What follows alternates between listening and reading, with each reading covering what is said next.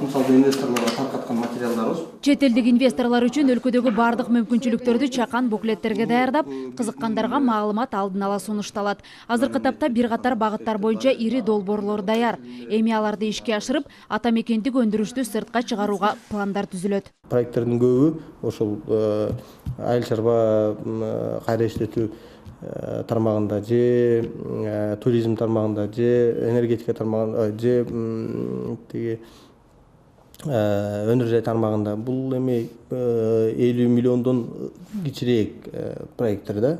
Эми өлкөдө бизнес пландарды ишке ашыруу үчүн ири суммада каражат салуу оңой болуп калды.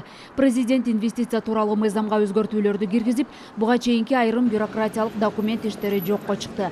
Мындан ары инвесторлор өкмөт менен түз сүйлөшүп, планын ишке ашырса болот. Буга чейин инвесторлор тендерге катышып, ал жакта коррупциялык жол менен башкалар жеңип орток келишимге келүү оор болгон.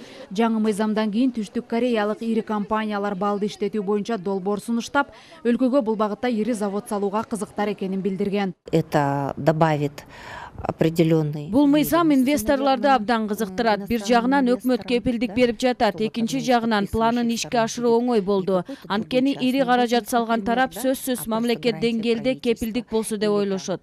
Жаңы мыйзамга ылайык, эгерде долбоор 50 миллион доллардан ашык болсо, анда өкмөт менен инвестор түз отуруп келишим түзө алат. Жаңы толуктоолор Кыргызстандын инвестициялык жагымдуулугун арттырууга мүмкүндүк берет деп күтүлүүдө. Элиза Нурматова, Алтынхан Бабаев, Коомдук, Биринчи канал.